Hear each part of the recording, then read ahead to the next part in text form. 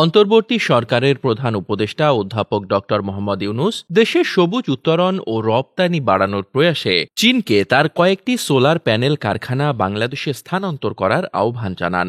বাংলাদেশে নিযুক্ত চীনের রাষ্ট্রদূত ইয়াও ওয়েন রোববার ২৫ আগস্ট রাষ্ট্রীয় অতিথি ভবন যমুনায় প্রধান উপদেষ্টার সঙ্গে সাক্ষাৎকালে অধ্যাপক মোহাম্মদ ইউনূস এ আহ্বান জানান।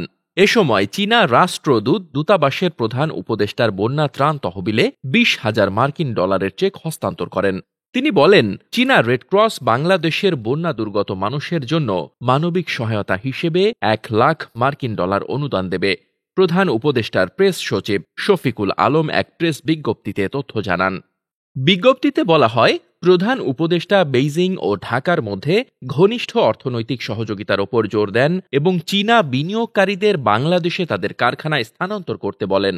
তিনি বলেন, চীন সৌর প্যানেলের অন্যতম বৃহৎ নির্মাতা হিসেবে আবির্ভূত হয়েছে, কিন্তু দেশটি রপ্তানি বাজারে ক্রমবর্ধমান নিষেধাজ্ঞার সম্মুখীন হয়েছে। ২০০৬ সালে শান্তিতে বিজয়ী ড ইউনূস বলেছেন, চীনা নির্মাতারা বাংলাদেশে সৌর প্যানেল কারখানাগুলোকে স্থানান্তরিত করতে পারে, যা বাংলাদেশকে রপ্তানি বহুমুখী করতে এবং একটি সবুজ অর্থনীতিতে রূপান্তর করতে সহায়তা করবে। তিনি দুই দেশের মধ্যে অর্থনৈতিক সহযোগিতা বৃদ্ধির প্রয়াসে চীনে বাংলাদেশি পণ্য আমদানি বাড়ানোরও আহ্বান জানান।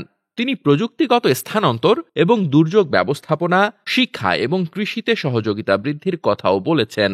ইয়াও ওয়েন বাংলাদেশের অন্তর্বর্তী সরকারের নেতৃত্ব গ্রহণের জন্য অধ্যাপক মোহাম্মদ ইউনূসকে চীনা নেতৃত্ব এবং এর জনগণের শুভেচ্ছা জানান। রাষ্ট্রদূত বলেন, বেইজিং ঢাকার সাথে কাজ করতে প্রস্তুত এবং আশা প্রকাশ করে যে তিনি দারিদ্র্যমুক্ত বাংলাদেশের প্রত্যাশা পূরণ করবেন। তিনি প্রধান উপদেষ্টাকে বলেন, আপনার নেতৃত্বে বাংলাদেশের ভবিষ্যৎ আরও সুন্দর ও উজ্জ্বল হবে। ইয়াও ওয়েন বলেন, চীন ও বাংলাদেশ সম্প্রতি তাদের সম্পর্ককে একটি বিস্তৃত কৌশলগত সহযোগিতামূলক অংশীদারিত্বে উন্নীত করেছে এবং যোগ করেছে যে উভয় দেশ আগামী বছর কূটনৈতিক সম্পর্কের ৫০তম বছর উদযাপন করবে। রাষ্ট্রদূত বলেন, মিয়ানমারে সহিংসতা বিধ্বস্ত রাখাইন রাজ্যে যুদ্ধবিরতি সহ রোহিঙ্গা সংকটের টেকসই সমাধান খুঁজতে চীন প্রতিশ্রুতিবদ্ধ থাকবে। প্রফেসর ইউনূস আশা প্রকাশ করেন যে চীন বাংলাদেশে বসবাসকারী ১০ লাখেরও বেশি রোহিঙ্গাকে রাজনৈতিক, আর্থিক ও মানবিক সহায়তা প্রদান অব্যাহত রাখবে।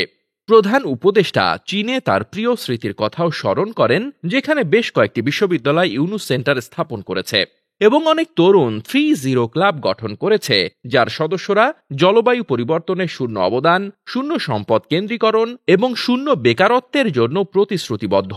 তিনি দুই দেশের মধ্যে যুব থেকে যুব সহযোগিতা এবং জনগণের সাথে মানুষের সংযোগের উপর জোর দেন। বৈঠকে চীনা রাষ্ট্রদূত প্রফেসর ইউনূসকে তার সুবিধাজনক সময়ে চীন সফরের জন্য চীনা নেতৃত্বের আমন্ত্রণ জানান। তিনি বলেন, বাংলাদেশ রাস্তার মোড়ে ছিল, কিন্তু বাংলাদেশের জনগণ চ্যালেঞ্জ কাটিয়ে উঠবে। Desk report, বার্তাবাজার।